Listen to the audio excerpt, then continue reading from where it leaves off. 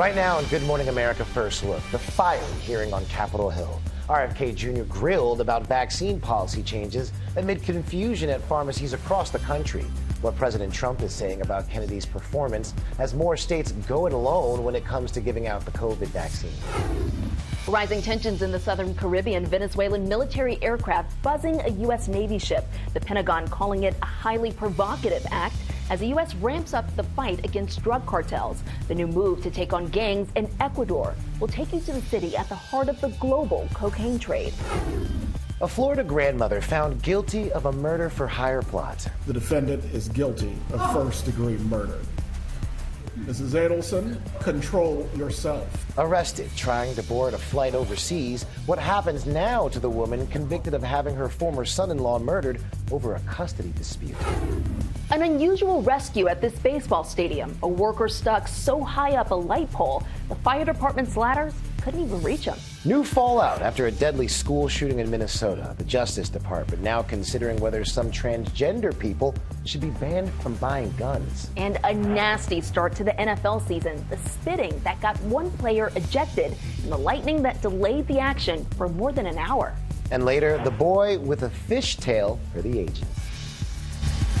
From ABC News, this is Good Morning America First Look.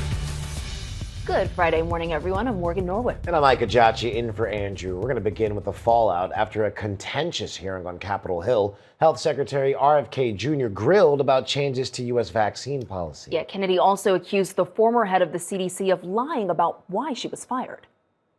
After a fiery hearing on Capitol Hill. Do you accept the fact that 1 million Americans died from COVID? I don't know how many died. How can you be that ignorant? President Trump standing behind his health secretary, Robert Kennedy. I heard he did very well today, but it's not your standard. It's not your standard talk, I would say, and that has to do with medical and vaccines. But if you look at what's going on in the world with health, and look at this country also with regard to health, I like the fact that he's different. Kennedy grilled by a Senate committee yesterday after a string of controversial decisions. Just last week, he ousted CDC Chief Susan Monterez, weeks after swearing her in. Other top CDC officials then resigning in protest. We are the sickest country in the world. That's why we have to fire people at CDC. They did not do their job. Monterez writing in the Wall Street Journal saying she was fired for refusing Kennedy's, quote, troubling directive that she rubber-stamped the as-yet unwritten recommendations of a vaccine advisory panel filled with people who have publicly expressed anti-vaccine rhetoric. Kennedy says she's lying. I told her that she had to resign because I asked her, are you a trustworthy person? And she said no. So you're saying she's lying? Yes.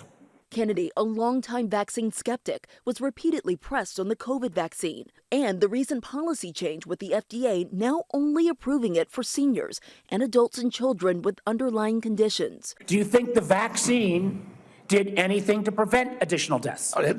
Again, I would like to see the data and talk about the data. You have had this job for 8 months and you don't know the data about whether the vaccine saved lives? That's the problem. Two Republican senators, both doctors who voted to confirm Kennedy, now voicing concern. I've grown deeply concerned. Americans don't know who to rely on. Republican Bill Cassidy of Louisiana going further. I would say effectively we're denying people vaccine. Senator Cantwell. You're wrong. After the hearing, those Republican senators refusing to say whether they still have confidence in Secretary Kennedy. Do you still have confidence in him, Senator? An answer? This is what the President of the United States is doing, and I will not second guess it. Some states are now taking matters into their own hands. Massachusetts has become the first state to require insurance companies to cover vaccines recommended by state officials, regardless of CDC recommendations. And on that note, New York will also allow pharmacies to give out COVID shots to improve access. The Trump administration has said anyone who wants a vaccine can get one, but critics say federal policy changes have restricted access and created confusion at pharmacies.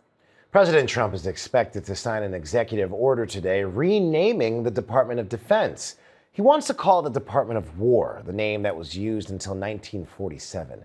Trump says he wants to be offensive as well as defensive, but the name can't officially be changed unless Congress approves it.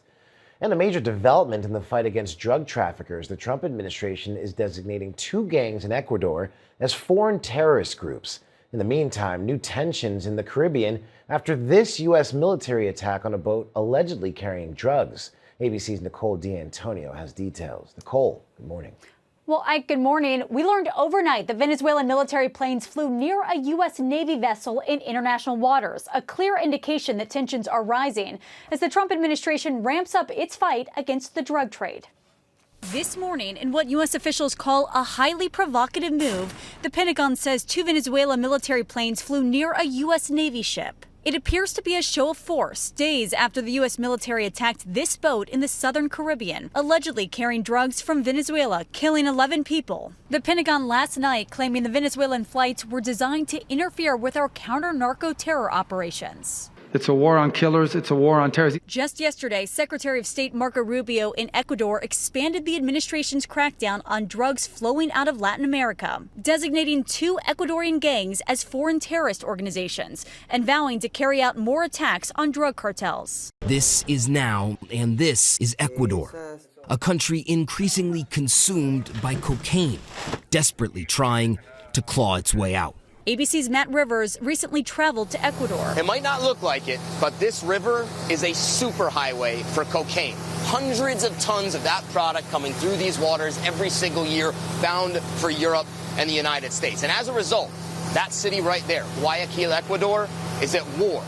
Rival drug gangs fighting between themselves and the government, vying for supremacy in what has become one of the most important hubs in the global cocaine trade. The U.S. Navy recently deploying 8 ships to the Caribbean and Pacific. Defense Secretary Pete Hegseth comparing the drug cartels to al-Qaeda. A foreign terrorist organization poisoning your people with drugs coming from a drug cartel is no different than al-Qaeda, and they'll be treated as such. Designating those gangs in Ecuador as terror groups gives the U.S. more options in going after them. And Rubio also announced millions of new spending to help Ecuador fight the drug trade. Morgan. All right, Nicole, thank you. Well, the Justice Department is suing one of California's largest utility companies for negligence. It claims that SoCal Edison and its transmission towers are to blame for the deadly Eaton fire near Pasadena in January. The government also blames the utility company for a separate fire 3 years ago. It's now seeking $77 million in damages. SoCal Edison says it's reviewing the lawsuits.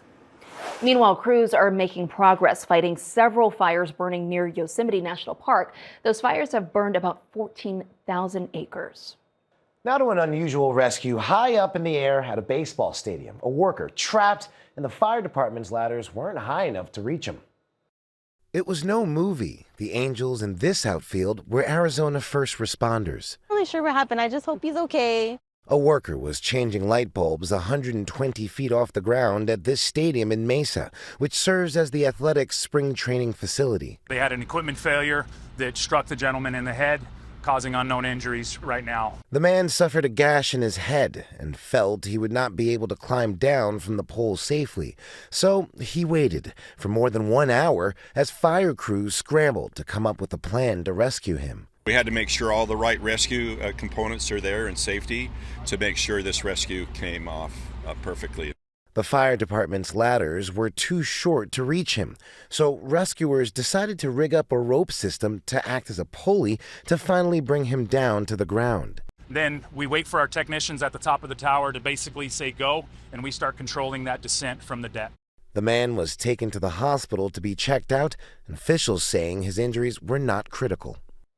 Now, rare as these calls are, the Mesa fire chief said this is why they train so hard. New York's Mayor Eric Adams is reportedly considering dropping his re-election bid. The New York Times report that Adams privately expressed interest in other job opportunities after a secret meeting in Florida about a potential job in the Trump administration. President Trump has said he would like 2 candidates to drop out to ensure that the leading candidate, Zohran Mamdani, a Democratic socialist, can be defeated.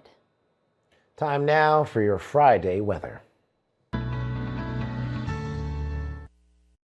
Good morning. The heat easing in the Pacific Northwest. Fall chill in the lakes, not even 60 degrees in Minneapolis. Some strong storms from Tennessee over to Ohio. The moisture you see in the southwest, that's actually from Tropical Storm Lorraine. Some tropical moisture and some flood watches there.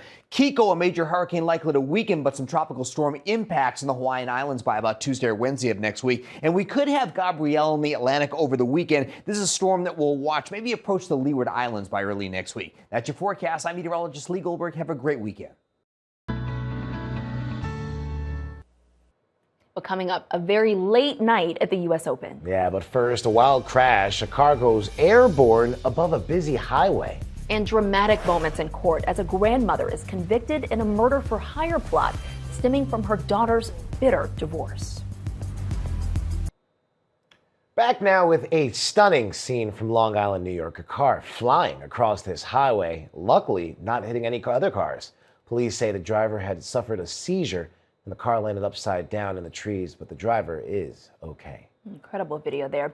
We take you now to Florida and the dramatic moments in court when a grandmother was convicted in a murder for hire plot, all stemming from her daughter's bitter divorce. The defendant is guilty of first-degree murder. Mrs. Adelson, control yourself. 75-year-old grandmother Donna Adelson was visibly shaken as a jury convicted her of first-degree murder in the killing of her former son-in-law, Daniel Markel.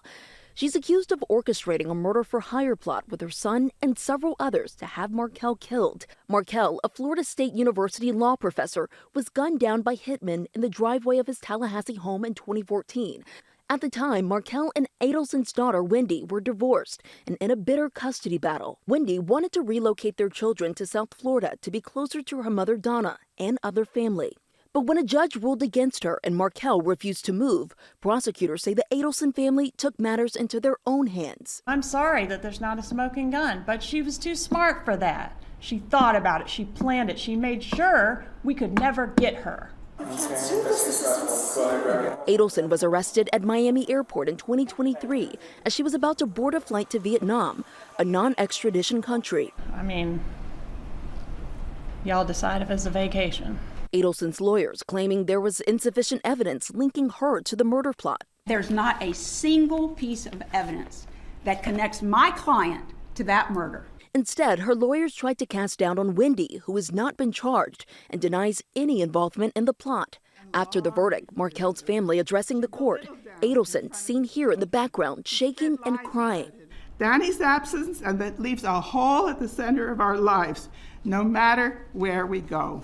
For anyone to commit such a cold-blooded, unprovoked act of murder is horrific. And my only short question to Donna, was it worth it? Adelson is the fifth person convicted in Markel's murder. Her son Charlie is currently serving a life sentence. And when she is sentenced, Donna Adelson also faces the rest of her life in prison. Coming up, an incredible fishtail. You'll see what a 13-year-old reeled in. But first, after that deadly school shooting in Minnesota, the government considering whether some transgender people should be banned from buying guns. How about this? Some late-night drama at the U.S. Open. American Amanda Anisimova beating Naomi Osaka to claim her place in tomorrow's championship match. Their nearly 3-hour battle ending just before 1 a.m. Now, she'll play defending champ Aryna Sabalenka for the title. The Trump administration is withdrawing a Biden-era proposal that would have given airline passengers hundreds of dollars in compensation for flight disruptions. The Transportation Department says the proposed rule went beyond what Congress mandated, such as covering meals and lodging when flights were canceled or delayed. The airline industry praising that decision, saying the rule would have driven up ticket prices. We turn now to a question being raised at the Justice Department. Should the government restrict transgender people from buying guns? This morning, sources say the Justice Department is considering a rule that could ban some transgender people from owning guns. Talks began after last week's school shooting in Minnesota, where police say a 23-year-old transgender woman killed 2 children. I think it is disgraceful that Donald Trump is desecrating the memories of children who were stolen from their families just days ago by turning, their tragedy, their pain, their trauma into a political sideshow. Sources say at the center of the discussion is gender dysphoria, which refers to the distress experience when someone's identity and assigned sex don't match. The American Psychiatric Association stresses being transgender is not a mental illness. But sources say federal officials are debating whether gender dysphoria could fall under a federal law that bans people adjudicated as a mental defective from owning guns. Currently under the law, that determination can only be made by a court or other lawful authority. The actual question we are being asked in this moment is, do transgender people deserve the same rights and freedoms as everyone else in this country? And the Constitution says yes, regardless of how Donald Trump feels about that. Data shows transgender people account for just 0.1% of mass shootings since 2018, far below the nearly 1% share of the population. A Justice Department spokesperson says the DOJ is actively evaluating options to prevent the pattern of violence we've seen from individuals with specific mental health challenges and substance abuse disorders. Now, studies show transgender Americans are 4 times more likely to be victims of violence than the general population. The Washington Post reported earlier this year that more trans people are turning to firearms for protection. All right, well, coming up, the most expensive Lego set ever. Yeah, and up next, the NFL season gets off to a nasty start.